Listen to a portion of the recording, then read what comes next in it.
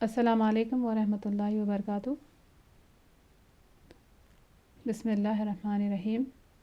الحمد للہ رب العالمین والصلاۃ والسلام علی اشرف الانبیاء والمرسلین سیدنا محمد وعلی آلہ واصحابہ اجمعین وعاقبۃ للمتقین، اما بعد۔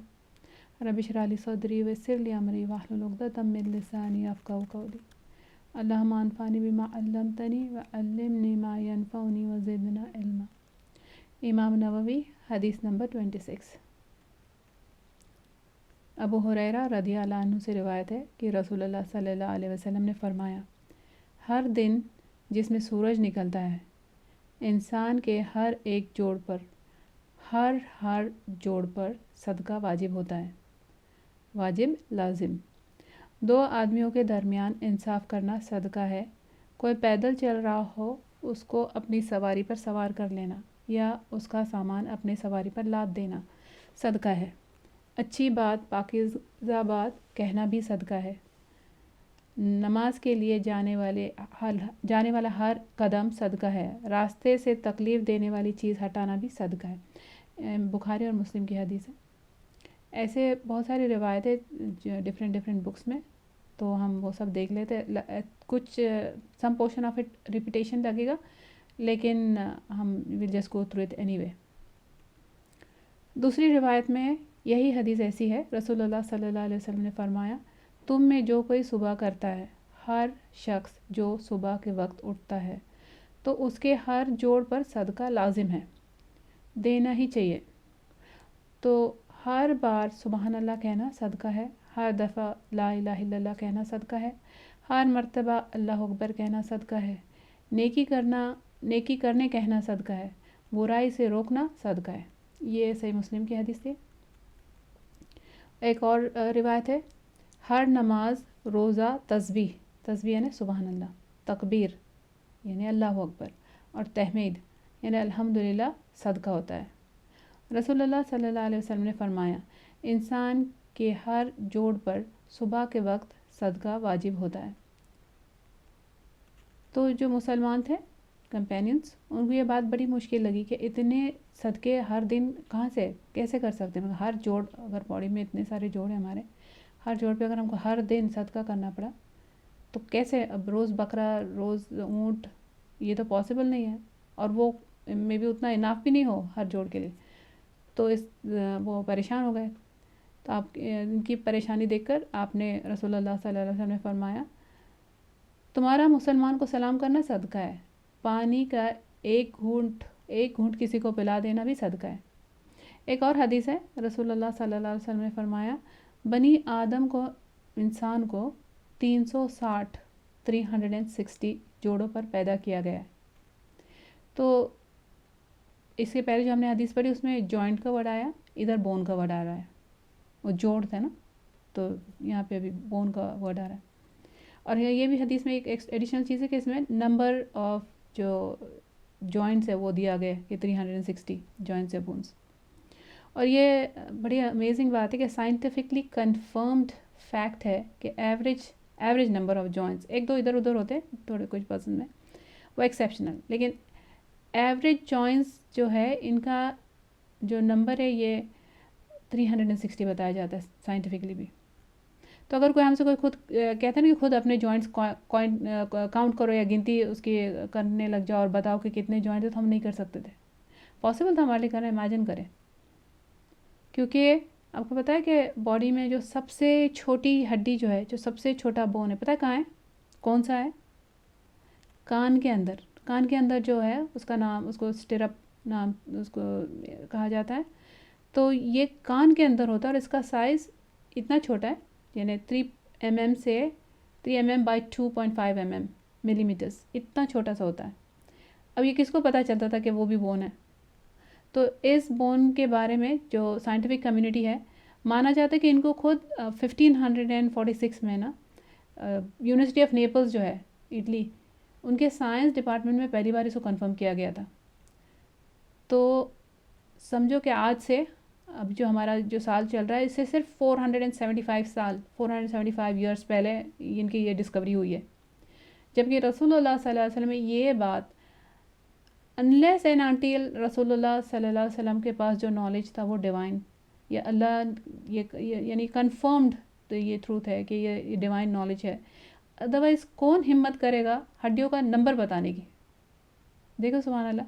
तो रसूलुल्लाह सल्लल्लाहु अलैहि वसल्लम ने ये बात 1442 क्योंकि जो हिजरी ईयर चल रहा है 1442 साल पहले, यानी जब वर्ल्ड को मालूम जो है उससे 1000 साल पहले रसूलुल्लाह सल्लल्लाहु अलैहि वसल्लम ने ये बात बता दी। तो रसूलुल्लाह सल्लल्लाहु अलैहि वसल्लम के सच्चे नबी होने का साइंटिफिक प्रूफ है ये, और इस्लाम के सच्चे दीन होने का, और कुरान और हदीस और इंसान और दुनिया बनाने वाले की तरफ से आया हुआ ये नॉलेज है, इसका प्रूफ है ये। तो हम कंटिन्यू करते हैं कि तो बस जो शख्स अल्लाहु अकबर, अल्हम्दुलिल्लाह, ला इलाहा इल्लल्लाह, सुबहान अल्लाह, अस्तगफिरुल्लाह कहे और रास्ते से पत्थर या कांटा या हड्डी हटा दे या नेकी का हुक्म दे या बुराई से रोके, वो ऐसा होगा उसने उस दिन जहन्नम की आग से अपने आप को दूर कर दिया। तो देखें कि जो शख्स हर दिन 360 नेकियां नहीं करता, फिर उसका क्या मामला है? उसका ये मामला है कि उस दिन वो अपने आप को आग से नहीं छुड़ाता। रसूलुल्लाह सल्लल्लाहु अलैहि वसल्लम ने फरमाया, सुबह होती है तो इब्ने आदम के जोड़ जोड़ पर सदका वाजिब हो चुका होता है, इसलिए उसका अपने मिलने वालों को सलाम कहना सदका है, नेकी का हुक्म देना सदका है, बुराई से रोकना सदका है, रास्ते से तकलीफ़ वाली चीज़ दूर करना सदका है, और अपनी बीवी से रिश्ता कायम करना सदका है। आपने कहा इन सारे काम को किफ़ायत करती है चाश्त की 2 रकात, जो वर्ड इधर है सलातुल दुआ। अगर ये नमाज पढ़ लो तो हर दिन के जोड़ों का वाजिब सदका पूरा हो जाएगा। फिर इसके अलावा जो भी अच्छा हम काम करेंगे वो एक्स्ट्रा सदका बन जाएगा। सुभान अल्लाह। यह हदीस सिमिलर लग रही होगी आप लोगों को, जैसे जो लास्ट हदीस नंबर 25 हमने की थी, लेकिन उसमें आम रोज़मर्रा की जो चीज़ें हैं कैसे सदका बन सकते वो आम रोज़मर्रा की चीज़ें वो बताया गया था। इस हदीस में वही जो नेकियां है सिर्फ सदका ही नहीं है बल्कि शुक्रगुजारी के अमल बन सकते हैं, ये बताया जा रहा है। और अल्लाह की नेमतों पर सदका लाजिम है, और नेक अमल इन नेमतों पर शुक्रगुजारी के साथ करना इनका सदका शुमार हो सकता है। इस बात को यहाँ पे हाईलाइट करने के लिए इमाम नववी इस हदीस को पिछले हदीस के बाद लेकर आए। अल्लाह सुब्हान तआला ने हमको दीन दिया है, शरीयत दी है, इसलिए ताकि इस पर अमल करके हम हमारे जो ओरिजिनल घर जन्नत वापस सही सलामत लौट सके।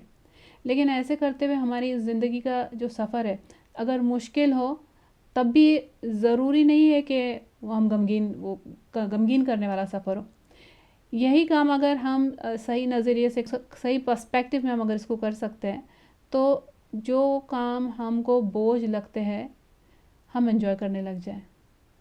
सिर्फ ज़िम्मेदारी निपटना है, फ़र्ज़ जैसे तैसे पूरा करना है, इसके बजाय हम उन कामों को पॉजिटिव एटीट्यूड से करेंगे, मजबूरी के बजाय शुक्रगुजारी से करेंगे तो काम नहीं लगेगा और हमारी मर्ज़ी हमारी चाहत होगी है तो हम इंजॉय भी करेंगे।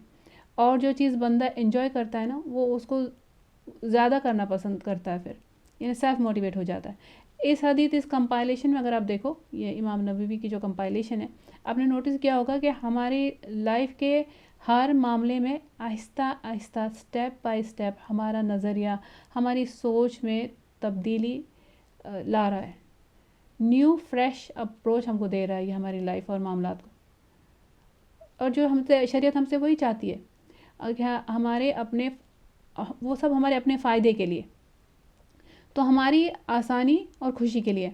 तो हमको सही माने में जीना सिखाया जा रहा है। हम सीख रहे हैं क्या? ये हमको अपने आप से सवाल करना चाहिए। क्या हम तब्दीली के लिए तैयार है? हमारे चश्मे का नंबर करेक्ट किया जा रहा है, लेकिन ये सिर्फ गाइडेंस डायरेक्शन देगा। तो चलना अमल करना वो हमारी चॉइस होगी। जो करेगा खुद फ़ायदा महसूस करेगा, जो नहीं करेगा उसको बहुत ज़्यादा देर हो जाने के बाद तक पता ही नहीं चलेगा कि नुकसान क्या हो रहा है। उलेमा कहते हैं कि ये जो हदीस में सदक़े का जो ज़िक्र है, हदीस में आला अपॉन आला लफ्ज़ आया है, جس کی وجہ سے اس کے معنی یہ بنتا ہے کہ یہ صدقہ واجب ہے، لازم ہے. یہ صبح اٹھتے ہی یہ جوڑوں پہ اور ہڈیوں پہ ہمارے نام کا بل کٹتا ہے، ہم کو اس کو ادا کرنا فرض بن جاتا ہے. پھر اگر نہیں کیا تو ہر دن یہ کتنا زیادہ ایڈ ہوتا جائے گا یہ بل میں. تو جس دن ہم اس کو ادا کر سکے اس دن ہم نے آنکھ سے دوزخ سے خود کو محفوظ کر لیا. اللہ ہم کو ہر دن ایسا نصیب کریں انشاءاللہ. جہاں تک شکر گزاری کا سوال ہے تو پتہ چلا کہ اس حدیث میں جو صدقہ کے کو فرض بتایا جا رہا ہے یا اس نیکیاں بتائی جا رہی جو صدقہ بن سکتی ہے، وہ سب اس کے پیچھے جو ایموشن ہوگا وہ شکر گزاری. تو اب دیکھتے کہ شکر گزاری جو ہے یہ ایکچولی ہے کیا. تو ہم سمجھتے کہ ہم شکر گزار ہے یا نہیں ہے، تو وہ ایکچولی اس کے سب اسپیکٹس اس کو دیکھتے کہ وہ ہوتی کیا ہے. ابن القیم کہتے ہیں انہوں نے اس کو 5 پلرز میں ڈیوائڈ کیا ہے کہ 5 پلرز ہے شکر گزاری کے. تو ہم وہی ان کے 5 پلرز دیکھ لیتے ہیں. تو نمبر 1، جو نعمت دینے والا ہے، جو نعمت دینے والے کے سامنے خود کو عاجز کرنا، نرم بتانا. اس لیے جب ہم کسی سے کچھ بھی لیتے ہیں نا تو ہمارے ہاتھ آگے اور نیچے رہتے ہیں، اور جب ہم اس کو چیز کو دیکھتے ہیں نا، دیکھو ہم نے ہاتھ میں کوئی چیز لے لی، اب جب ہم اس کو دیکھتے ہیں وہ چیز کو تو آنکھیں اس کو نیچے جھک کر دیکھتی ہے. تو یہ ہے دینے والے کے سامنے نرمی. تو کہ مطلب ہمارے ایکشن سے بھی بتایا جا رہا ہے کہ جب ہم کچھ لیتے ہیں تو لینا جو ہے یہ نرمی والا عمل ہے. تو جب ہم اللہ سے نعمتیں لیتے ہیں اتنی ساری تو اس میں ہمارے دینے والے کے لیے ہمارے پاس نرمی ہو. نمبر 2، دینے والے سے محبت ہوتی ہے. جو نعمت دیتا ہے اسے محبت ہوتی ہے نیچرل، اور اس سے محبت ہو جانا، اس سے محبت رکھنا یہ نعمت کا اعتراف ہے. اور یہ جو نعمت ہے اللہ سے محبت بڑھانے کا ذریعہ ہونا چاہیے. لیکن ہوتا کیا ہے حقیقت میں، ہوتا کیا پتہ ہے؟ عام طور پہ ابن القیم کہتے ہیں کہ انسان کے لیے فتنہ یہ ہے کہ نعمت دینے والے کو چھوڑ کر نعمت سے محبت کرنے لگ جاتا ہے. نعمت دینے والے کو چھوڑ کر نعمت اٹسیلف سے محبت کرنے لگ جاتا ہے. اللہ تعالیٰ زندگی دیتے ہیں، خوبصورت صحت مند جسم دیتے ہیں، فیملی، مال دیتے ہیں، بچے دیتے ہیں، اور ہم اللہ سے زیادہ ان سے محبت کرنے لگ جاتے ہیں یہ چیزوں سے.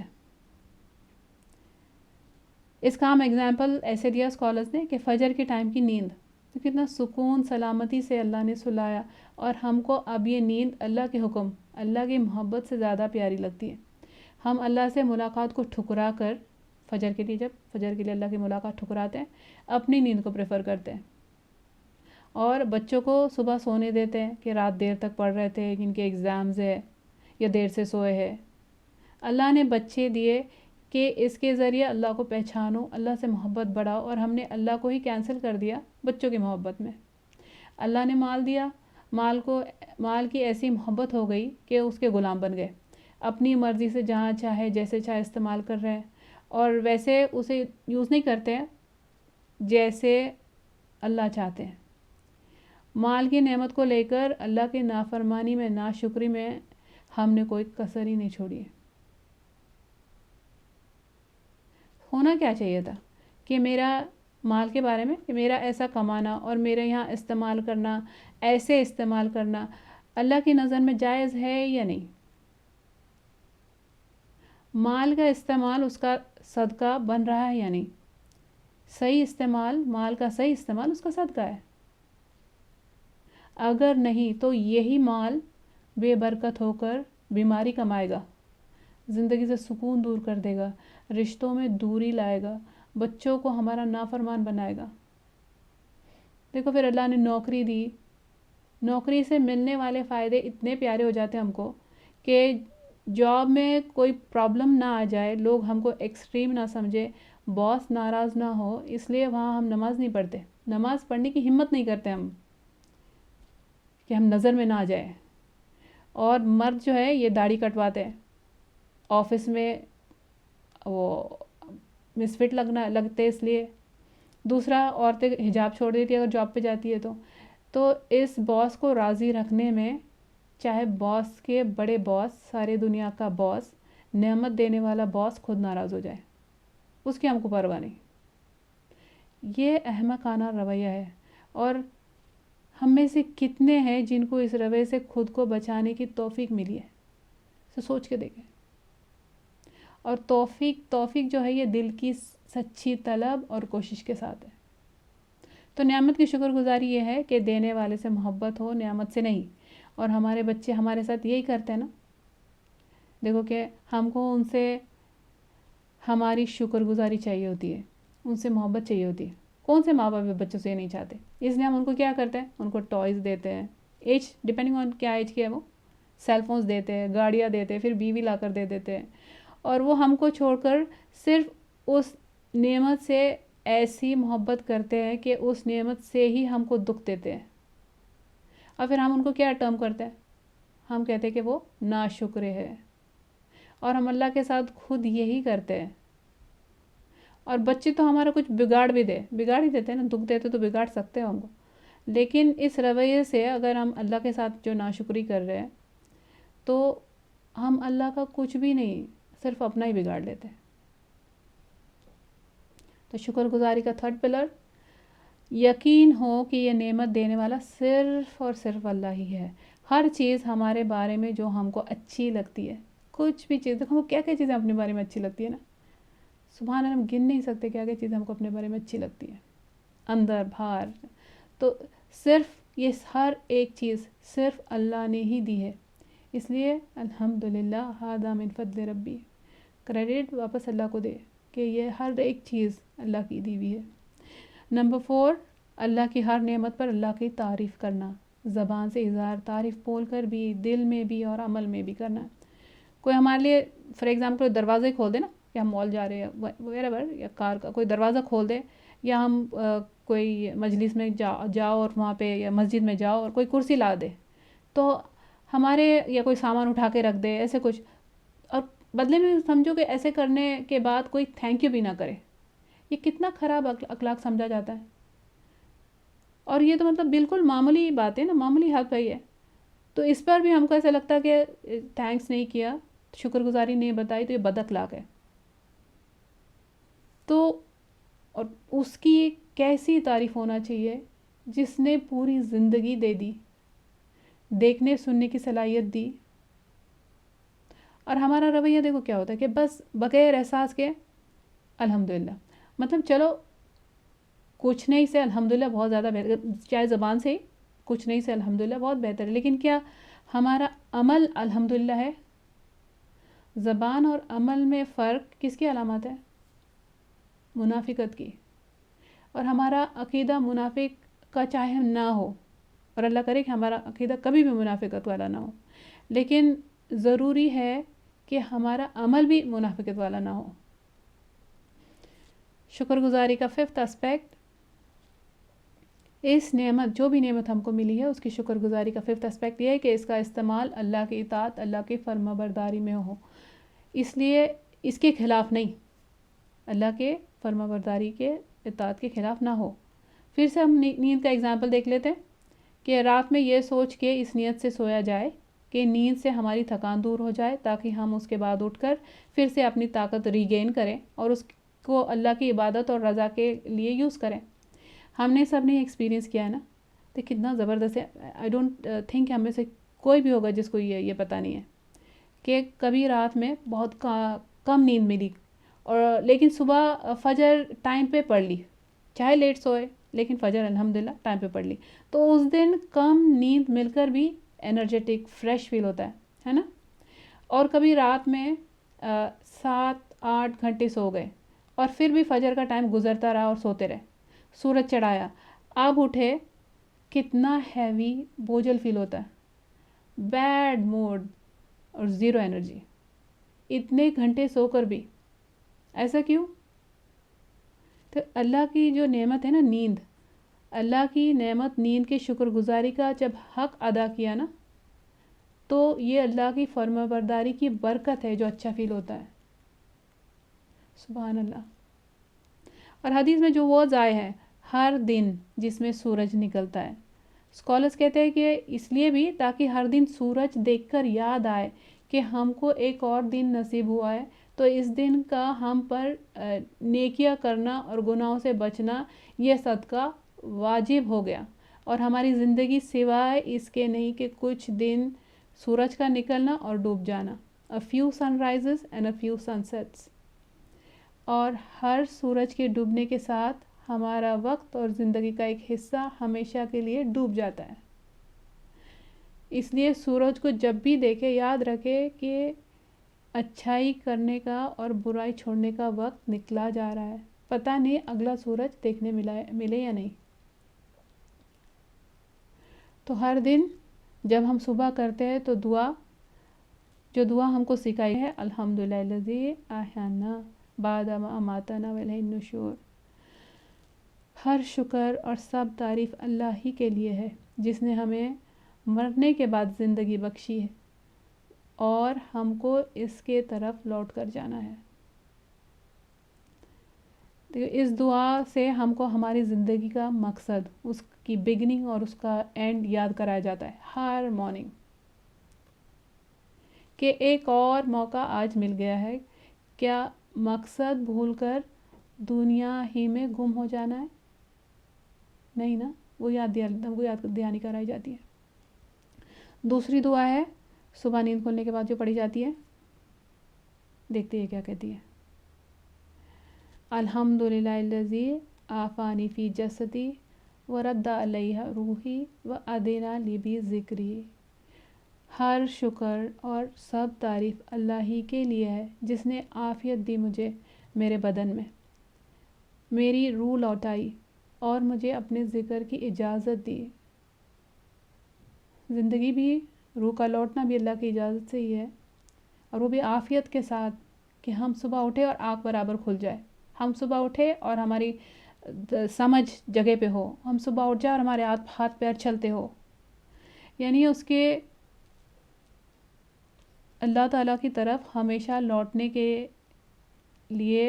کے پہلے ایک اور دن کی زندگی مل گئی ہے، کہ اس کی شکر گزاری میں ہم اللہ کے دیے ہوئے امیزنگ جو ہماری کریشن ہے، اللہ کی یہ باڈی، اس کی ہڈیاں اور جوڑوں سے فائدہ اٹھا لے، اور اس کی شکر گزاری میں اس کو اللہ کی رضا والے کاموں میں لگائے، اور اس کی شکر گزاری میں اللہ کو ناراض کرنے والوں کام اور ہم کو آگ کی طرف لے جانے والے کاموں سے ہم اس کو بچا لے انشاءاللہ۔ تو ہر دنیاوی نعمت جو بغیر اللہ کے شکر گزاری کے ساتھ ہے تو وہ نعمت نہیں ہے، وہ مصیبت ہے، فتنہ ہے۔ اس لیے امام ابن تیمیہ کہتے ہیں کہ ہر وہ گناہ جو اللہ کے قریب لے آئے، ہر وہ گناہ جو اللہ کے قریب لے آئے اس نعمت سے بہتر ہے جو اللہ سے دور کر دے، اور اسکالرز کہتے ہیں کہ وہ تکلیف مشکلات جو اللہ کے قریب لے آئی وہ اس نعمت سے بہتر ہے جو دنیا کے دھوکے میں پھنسا دے۔ اگزامپل انہوں نے ایسے دیے کہ جن کی جو اولاد ایسی ہو نا، جیسے اسپیشلی ایبلڈ، اور ماں باپ ان کو لے کر پریشان فکر مند رہتے، لیکن حقیقت میں بات یہ ہے کہ لیکن اس طرح کی اولاد کو اللہ نے ان کو، یہ ماں باپ کو اپنے قریب رکھنے کا ذریعہ بنایا ہے، تو یہ تکلیف بہتر ہے انجام کے اعتبار سے۔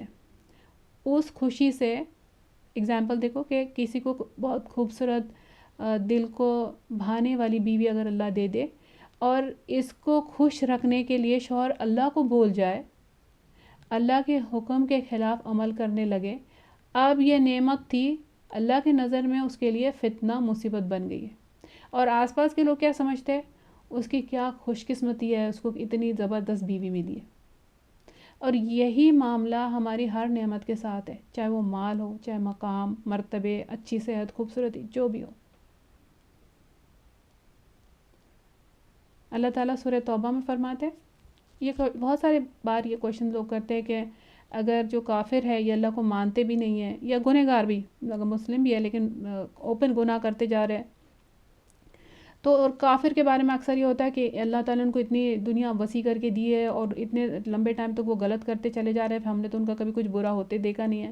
تو یہ دیکھو سورہ توبہ آیت نمبر 55 میں رسول اللہ صلی اللہ علیہ وسلم سے کافروں کے بارے میں اللہ تعالیٰ فرما رہے ہیں کہ رسول اللہ صلی اللہ علیہ وسلم سے فرما رہے ہیں، تم ان کے مال اور اولاد سے تعجب نہ کرنا، اللہ چاہتے ہیں کہ ان چیزوں کے ذریعے ان کو دنیا میں بھی عذاب دے.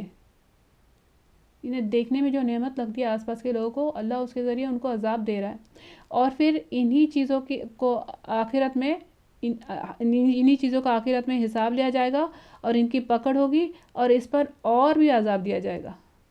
نعوذ باللہ من ذالک. ہم اللہ سے اس چیز سے اللہ کی پناہ مانگتے ہیں, اللہ کی پناہ میں آتے ہیں.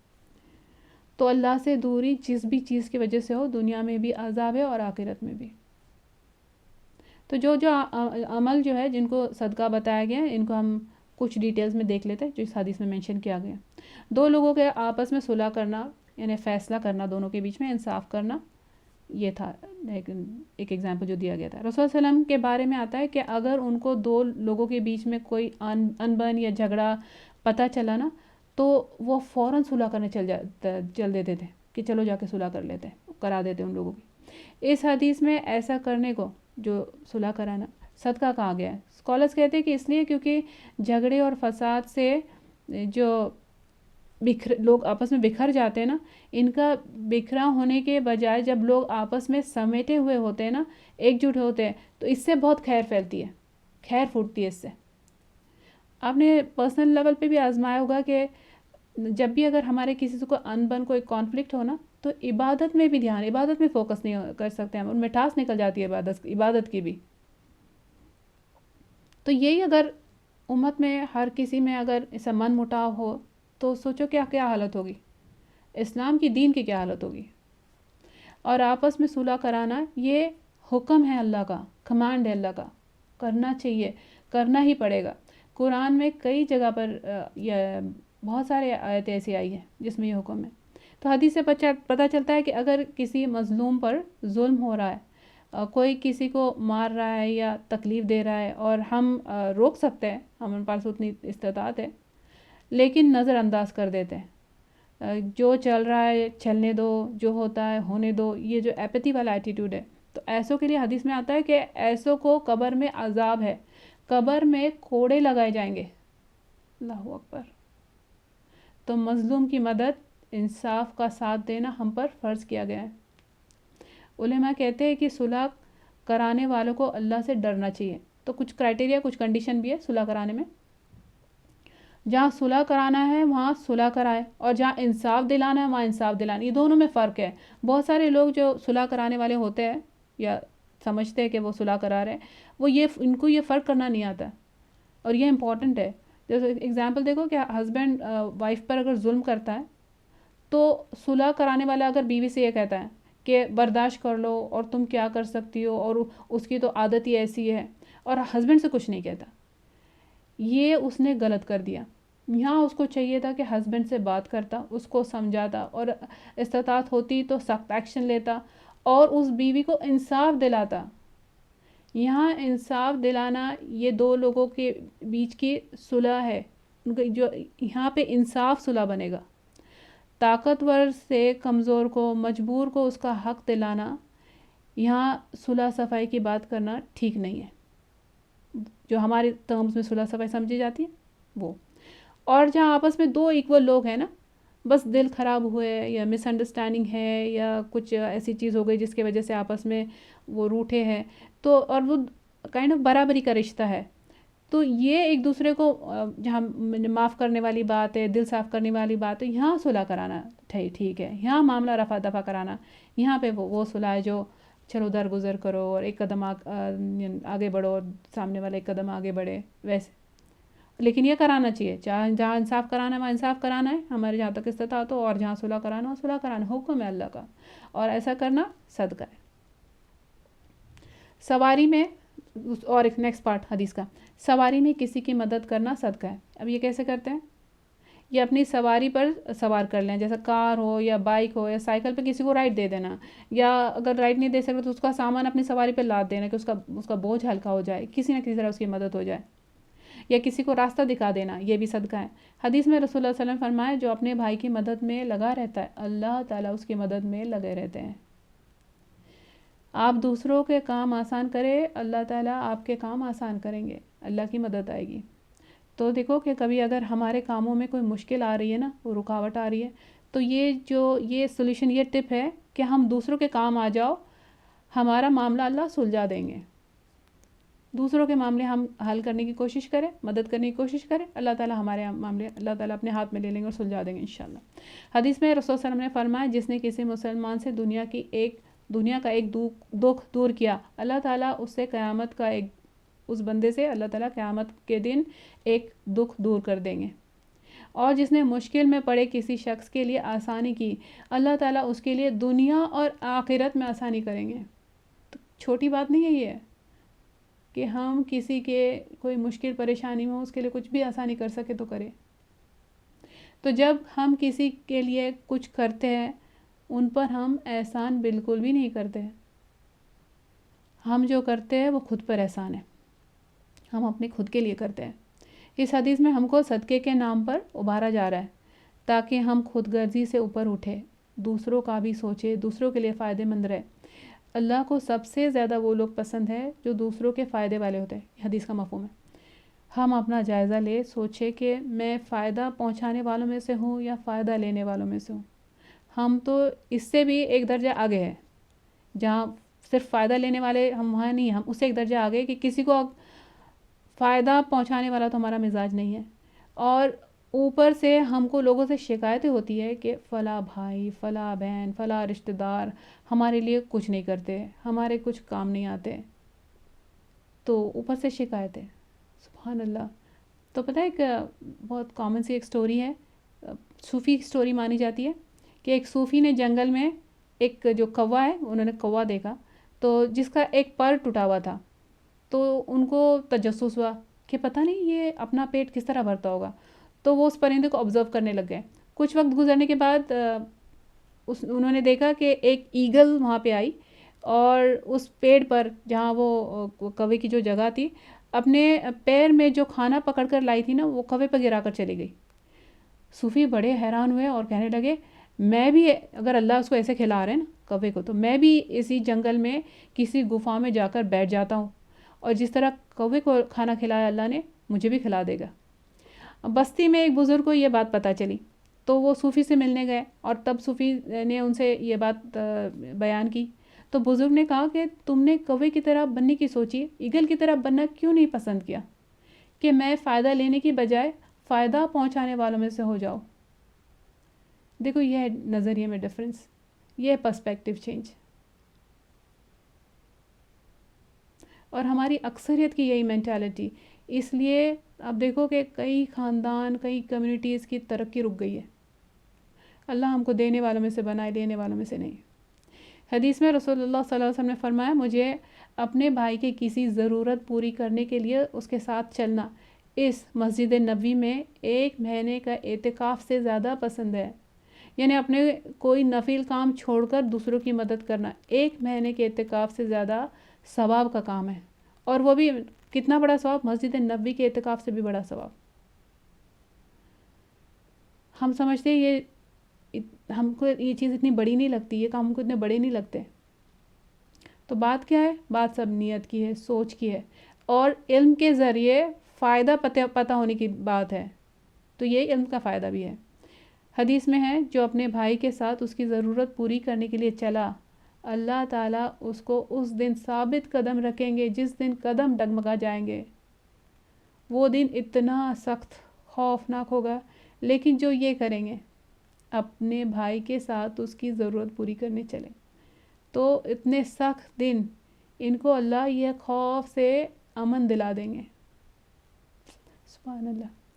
حدیث میں رسول صلی اللہ علیہ وسلم نے فرمایا، جس نے غصہ روک لیا، اللہ تعالیٰ اس کے خامیوں پر پردہ ڈالیں گے.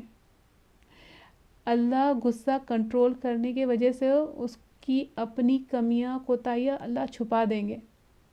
اور ہم سوچتے کہ غصے کے ذریعے لوگوں پر حاوی ہو جاؤ یا زور زبردستی اپنی بات منوا لو، بڑپن منوا لو. لیکن کیا پتہ چلا؟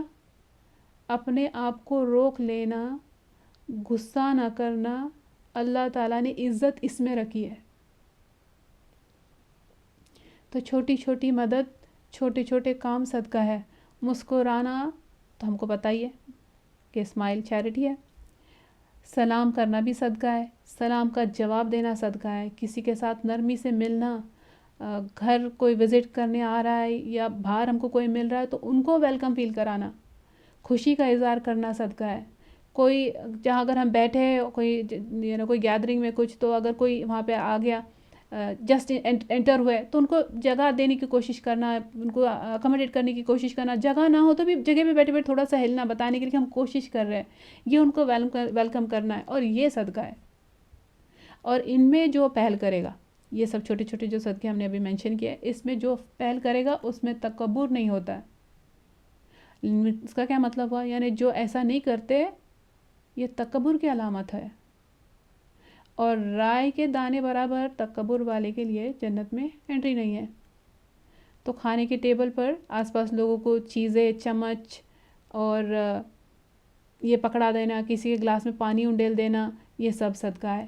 اور سمجھو کہ 1 سے 2 بار کسی نے ٹیبل پر کچھ مانگ لیا تو ہم کو فرسٹریٹ نہیں ہو جانا چاہیے کہ زیادہ مانگنے والوں کے سائڈ میں بیٹھنا ہی اوائڈ کرتے ہیں لوگ۔ پہلے کہتے کہ پہلے اپنی لسٹ گنوا دو، تم کو سب دے دیتے ہیں، 5 منٹ چین سے کھانا کھانے نہیں دیتے۔ ایسا کہتے ہیں ہم کبھی؟ ایسا کبھی کہا آپ لوگوں نے کسی سے؟ اب اگر یہ پتہ چلے کہ یہ کرنا بھی صدقہ ہے، اور ہم کو ہر دن کم از کم 360 صدقے تو لازماً پورے کرنے ہیں، تو سوچو اب ہم کو یہ برا نہیں لگے گا کہ ہم یہ خوشی خوشی کر لیں گے، تو ہم کسی کے سامنے گلاس پٹکنے کی بجائے گلاس پیش کریں گے ان کو کہ تھینک یو کہ موقع دیا تم نے ہمارے 360 پورے کرنے میں۔ اور ہم کو تھینک یو بھی نہیں چاہیے، ہم تو اللہ کے لیے، خود کے فائدے کے لیے کر رہے ہیں۔ تو دیکھو کہ کبھی کوئی بالوں میں لگانے والا کلپ مانگ لے، کپڑوں میں لگانے والی پن مانگ لے، ناڑا مانگ لے، یاد رکھنا ہے یہ سب صدقہ ہے۔ حدیث میں آتا ہے کہ رسول اللہ صلی اللہ علیہ وسلم نے فرمایا 3 لوگ ایسے ہیں جن سے قیامت کے دن اللہ تعالیٰ بات نہیں کریں گے، نہ ان کی طرف دیکھیں گے، نہ ان کے گناہوں کو نہ ان کو گناہوں سے پاک کریں گے، اور ان کے لیے دردناک عذاب ہے۔ ان میں سے ایک وہ ہے جو ہمارے لیے آج یہ حدیث کے ساتھ ریلیٹڈ ہے، ان میں سے وہ ہے جس کے پاس ضرورت سے زیادہ پانی تھا پھر بھی مسافروں کو نہیں پلاتا تھا۔ یعنی جو باقی سارے فضل جو اللہ نے ہم پہ کیے ہیں اور ایکسیس ہو کر بھی ہم کسی کے کام نہیں آتے اور معمولی چیزوں سے بھی کسی کو فائدہ نہیں پہنچاتے، ان کے لیے یہ اتنی بڑی سزا ہے۔ رسول اللہ علیہ وسلم نے فرمایا اس شخص پر لعنت ہے جس نے نابینا کو، اندھے کو غلط راستہ بتایا۔ لوگ اس کو کبھی مذاق سمجھ کے کرتے ہیں ایسا۔ لعنت ہے اللہ تعالیٰ کے رحم سے دور ہو جانا، خیر سے اللہ کا، کبھی بھی کسی وجہ سے ایسا نہیں کرنا چاہیے۔ نیکسٹ پارٹ، اچھی بات کہنا صدقہ ہے۔ اچھی بات میں دین کی بات، اللہ کی یاد، یا ہر وہ بات جس سے کسی کو فائدہ ہو، سفارش کرنا کسی کی، نصیحت کرنا، کسی کا دل خوش کرنا، یہ سب صدقہ ہے۔ اللہ کی یاد میں تسبیح، سبحان اللہ، الحمدللہ، لا الہ الا اللہ، یہ سب سے بہترین باتوں میں سے بہترین اچھی بات ہے۔ حدیث میں آتا ہے کہ مفہوم ہے کہ اپنے آپ کو جہنم کی آگ سے بچاؤ، چاہے آدھی کھجور سے، ہاف اے ڈیٹ، یا کھجور کا ٹکڑا، جو کھجور کے ٹکڑے سے، اور یہ چھوٹا سا ٹکڑا صدقہ ہے۔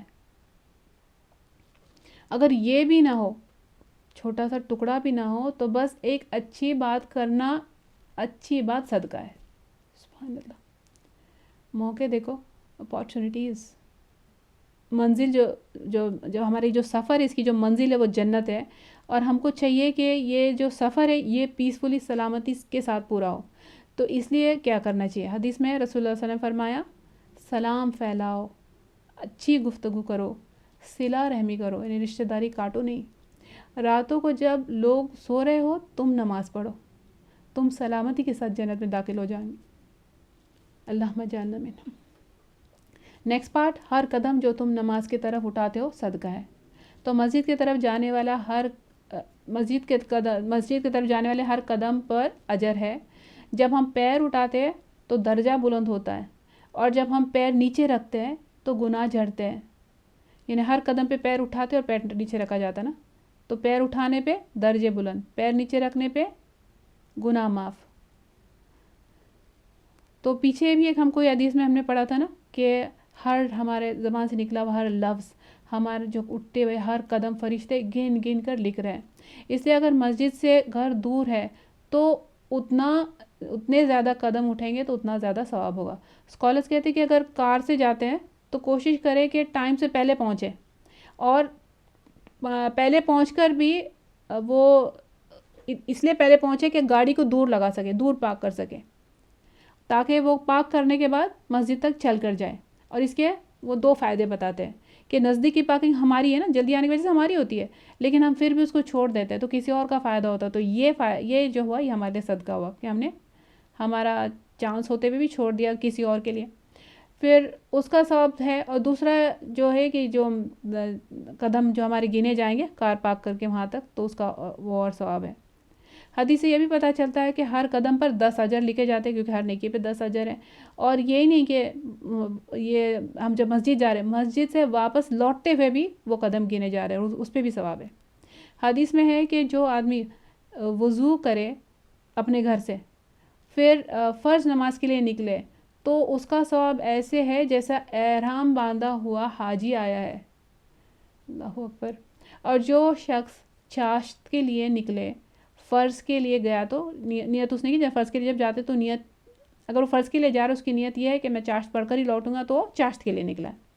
اور مسجد میں چاشت کی نماز کا ٹائم ہونے کے لیے رکا رہا, تو اس کا ثواب ایسا ہے جیسے مکمل حج اور عمرہ کیا ہو. اب یہ اگلی حدیث دیکھو کتنی اچھی ہے.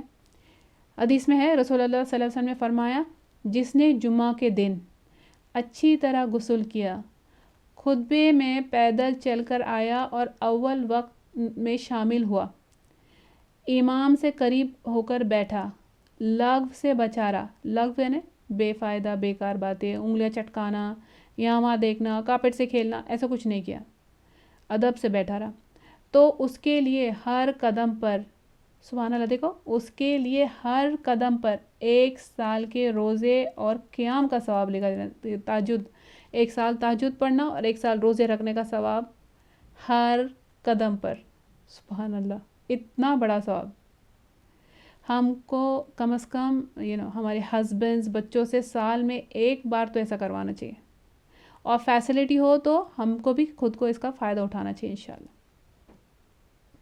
اگلا پارٹ حدیث کا, راستے سے تکلیف دینے والی چیز ہٹانا صدقہ ہے. تو جو راستہ چلنے والا راستہ ہے, یا گھر میں جو راستے میں لوگ چلتے گھر میں یا باہر, تکلیف والی چیز ہٹانا, جیسے راستے میں سلیپرز ہو, کسی نے سلیپرز بری طرح سے اتارے ہیں, یا کوئی کرسی بیچ میں ہے, کوئی گندگی ہے, کوئی پتھر ہے, کوئی کانٹا, کوئی ہڈی, کوئی شیشہ, یا بچوں کے کھلونے, چائے کے کپس. یہ چائے کے کپس ایسے جہاں لوگوں نے چھوڑ دیا ہے, یہ ہٹانا سب صدقہ ہے. تو اگر یہ چیزیں ہٹانا صدقہ ہے, تو راستے میں تکلیف دینے والی چیزیں ڈالنا کیا ہوا؟ گناہ ہوا. تو راستے کے حق دینا ہے, جو راستے کے حق دینا یہ بھی صدقہ ہے. راستے پر گندگی نہ ڈالنا, دوسروں کے لیے جیسے خود راستے میں رکاوٹ نہیں بننا, آنے جانے والا راستہ روک دینا, یا پھر گاڑی اس طرح سے پارک کرنا کہ کسی اور کی کار لگی ہوئی اور وہ آبسٹرکٹ ہو جائے, وہ نکال نہیں سک رہے, اور نکال رہے تو ان کی گاڑی کو کچھ لگ جا رہا ہے نا, نقصان ہو جا رہا ہے کچھ. تو یہ سب سے بچنا چاہیے. اور گھر کے سامنے لوگ کپڑے سوکھنے ڈالے ہوئے ہوتے ہیں, تو دوسروں کو اذیت ہوتی ہے اس سے. اس طرح سے نہیں ڈالنا چاہیے کہ دوسروں کو اذیت ہو رہی ہے, اور اگر جہاں جائے, اور خاص کر کے اجازت بھی نہیں ہو تو نہیں کرنا چاہیے. ہمارے گھر کی باؤنڈری سے آگے بڑھ کر ہماری چیزیں نہیں ہونا چاہیے, وہ راستہ روکنا ہے, رکاوٹ پیدا کرنا ہے. یہ نہیں ہو کہ اللہ ہمارے کاموں میں رکاوٹ پیدا کر دے کہ ہم دوسروں کے راستے میں رکاوٹ پیدا کر رہے ہیں. مسجد میں, مجلس میں, دعوتوں میں, گھروں میں ایسے نہیں بیٹھنا کہ آنے جانے والے جو ہے ان کو تکلیف ہو. ٹرین میں یا بس میں ایسے نہیں بیٹھنا چاہیے کہ ہمارے بیگس کی وجہ سے لوگوں کا آنے جانے میں مشکل ہو رہی ہے, تکلیف ہو رہی ہے, یا پھر ہم ایسے بیٹھے کہ ہمارے دوپٹے, ہمارے حجاب ایسے لہرا رہے ہیں کہ دوسروں کو تکلیف ہو رہی ہے. پھر حدیث میں کہ رسول اللہ صلی اللہ علیہ وسلم نے فرمایا کہ ایک آدمی جس نے کبھی کوئی نیکی کا کام نہیں کیا تھا, اس نے راستے سے کانٹوں کی ایک ٹہنی دور کر دی. کہ لوگوں کو اس سے تکلیف ہوگی، اللہ تعالیٰ نے اس کا یہ عمل قبول کر لیا اور اس وجہ سے اس کو جنت میں داخل کیا، کیونکہ اس نے دوسروں کی تکلیف دور کی۔ اللہ کو یہ بڑا پسند ہے کہ ہم دوسروں کی تکلیف دور کر دیں۔ حدیث میں رسول اللہ صلی اللہ علیہ وسلم فرمایا، جس نے مسلمانوں کو ان کے راستے میں تکلیف پہنچائی اس پر لعنت واجب ہو گئی، اللہ کی رحم سے وہ دور ہٹا دیا گیا۔ راستے میں تھوکنا، ناک جھاڑنا، اپنی گندگی پھینکنا، راستے میں پیشاب، ٹوائلٹ وہیں پہ سب، اور بچوں کے ڈائپرز، سینیٹری چیزیں ایسی جگہ پر پھینکنا، بال پھینک دینا، گھر کا راستے میں، گھر کے آس پاس کے راستے میں گندگی، اب جیسے پیر سے ایسے اس گندگی سے گزر کے پیر لے کے گھر میں چلتے ہوئے آ رہے اور گندگی گھر میں پھیلائی جا رہی ہے، یہ سب جو چیزیں ہیں ان سے روکا جا رہا ہے، اور ایسا کرنے والوں پہ لعنت بتائی جا رہی ہے، کیونکہ یہ تکلیف ہے، لوگوں کے راستے کی تکلیف بن جاتے ہیں۔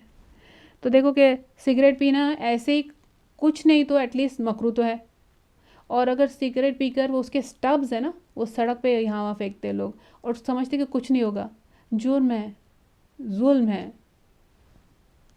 اگر مسلمان اس حدیث پر عمل کرنے لگ جائے نا، تو مسلمانوں کے گھر، ان کے محلے، ان کے کنٹریز ورلڈ میں سب سے کلین، سب سے سسٹمیٹک ہونا چاہیے۔ لیکن حقیقت کیا ہے کہ یہ پرنسپل ویسٹرن کنٹریز نے اپنایا ہے، اور آج وہ کنٹری سب سے زیادہ ترقی یافتہ ہے۔ شرم کی بات ہے نا، ان سے پہلے ہم کو یہ جو ڈیوائن نالج جو دیا گیا ہے، اتنے آلموسٹ 15 سینچریز پہلے یہ اپلائی کر چکے، یہ بینیفٹ لے رہے اس کا۔ اور سب سے آسان صدقہ مسکرانا، ہم اگر پوچھو کسی سے سب سے آسان صدقہ کیا ہے، تو ہم سب لوگ یہ جانتے ہیں بات، دل سے کہ اسمائل، لیکن اس سے بھی آسان، مسکرانے سے بھی آسان صدقہ یہ ہے کہ بس دوسروں کو تکلیف مت دو، mind your own business, mind your own self. اور رسول صلی اللہ علیہ وسلم نے فرمایا، یہ وہ صدقہ ہے جو ہم اپنے آپ پر کرتے ہیں، بس ہماری وجہ سے کسی کو کوئی تکلیف نہ پہنچے۔ تو اب ان سب نیکیوں کے لیے، حدیث کا اگلا پارٹ، ان سب نیکیوں کے لیے روز کے یہ جو فرض صدقہ ہے، اس کے لیے کیا کفایہ کرے گا، کیا کافی ہو جائے گا؟ چاشت کی 2 رکعت نماز۔ تو دیکھو کہ یہ نماز سورج کے طلوع ہونے سے، یعنی نکلنے کے بعد 12 سے 15 منٹ بعد اس کا ٹائم سٹارٹ ہو جاتا ہے۔ تو کب تک رہتا ہے اس کا ٹائم؟ سورج کے زوال سے 15 منٹس پہلے تک، تو 12 سے 15 منٹس پہلے۔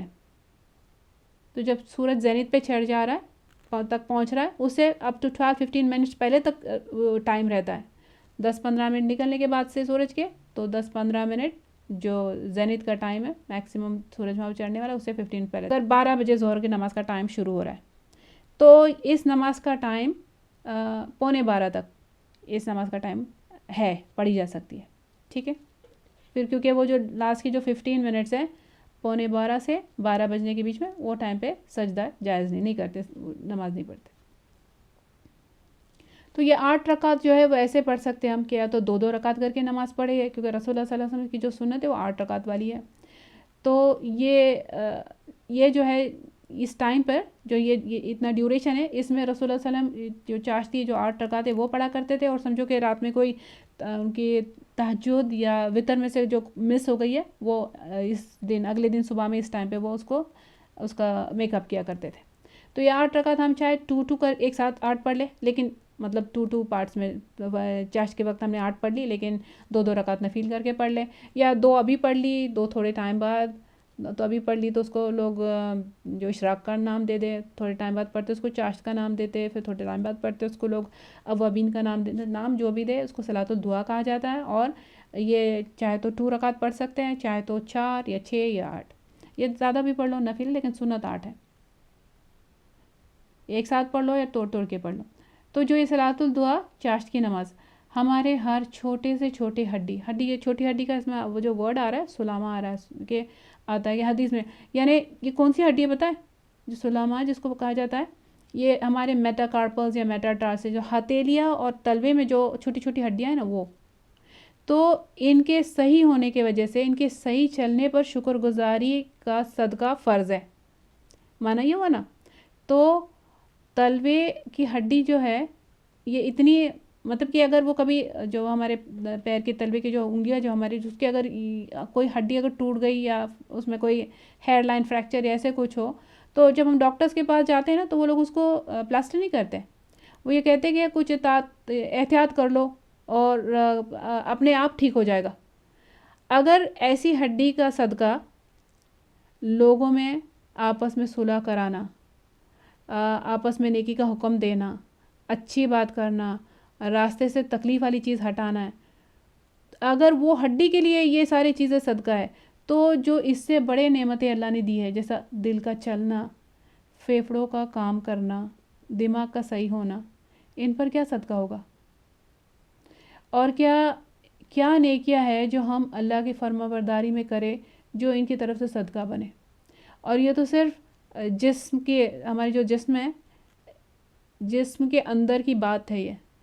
اس کے علاوہ جو باہر کی نعمت ہے ان کا صدقہ, فار ایگزامپل کہ ہمارے ماں باپ ہم پر ہمارے سر پر سلامت رہے, اس کا صدقہ کتنی نیکیاں ہو سکتا ہے.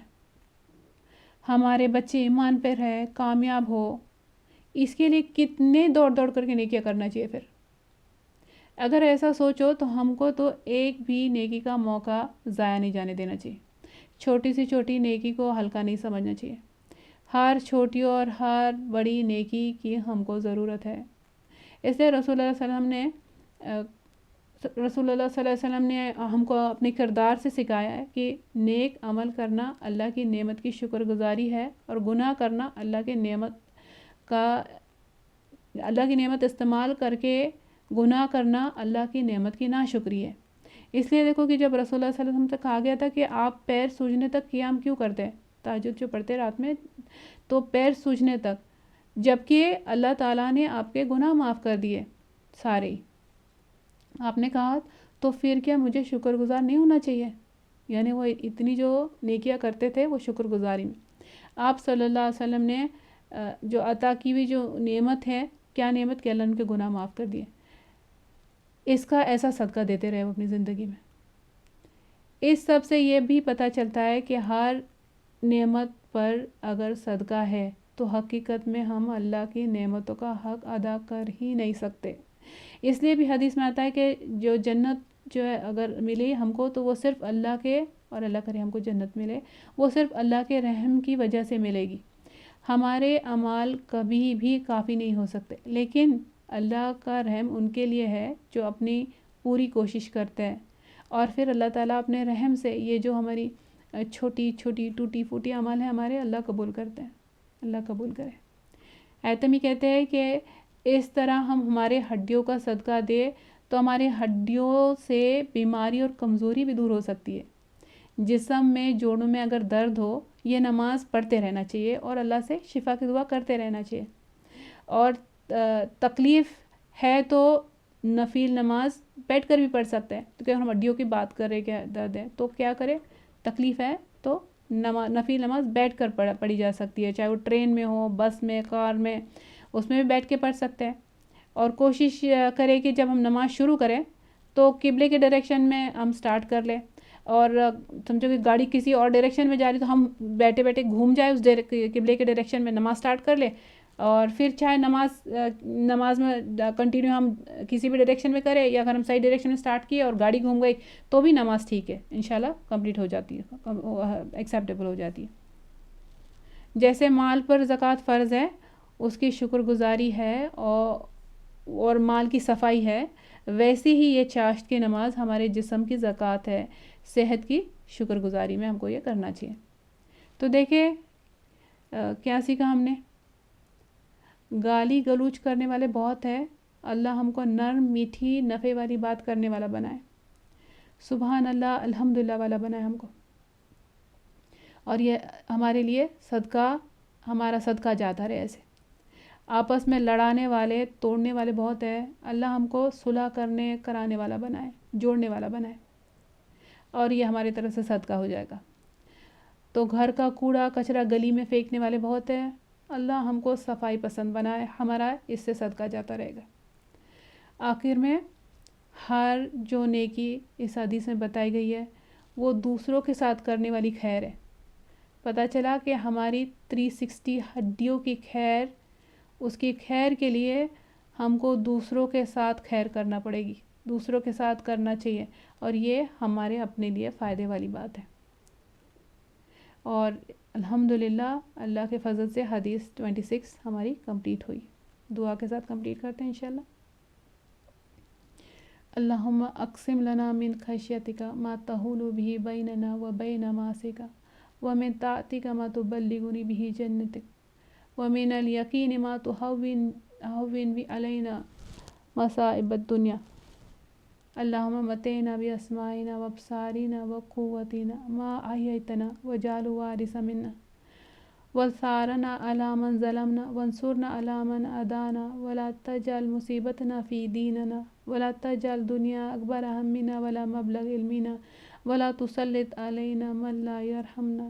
اے اللہ تو ہم کو اپنا ایسا خوف عطا فرما جو ہمارے درمیان اور ہمارے گناہوں کے درمیان حائل ہو جائے، اور ایسی اطاعت عطا فرما جو ہم کو تیری جنت میں پہنچا دے، اور ایسا یقین جس سے تو ہماری دنیا کی مصیبتوں کو آسان کر دے، اور جب تک تو ہم کو زندہ رکھے تو ہمارے کانوں، آنکھوں اور قوتوں سے ہم کو فائدہ پہنچا، اور ہر ایک کو، یہ ہماری ہر ایک چیز کو ہمارے لیے ہمارا وارث بنا، اور ہمارا انتقام ہمارے ظالموں پر مقرر فرما، اور ہمارے دشمنوں پر ہماری مدد فرما، اور ہمارے دین میں مصیبت نہ ڈال، اور دنیا کو ہمارے لیے بڑے غم کی چیز نہ بنا، اور نہ ہمارے لیے انتہائی علم کا ذریعہ، دنیا کو ہمارے لیے ہمارے انتہائی علم کا ذریعہ نہ بنا، اور نہ کسی ایسے انسان کو یا فرشتوں کو ہم پر مسلط فرما جو ہمارے حال پر رحم نہ کرے۔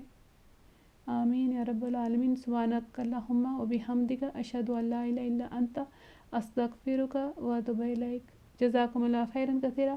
السلام علیکم ورحمۃ اللہ وبرکاتہ۔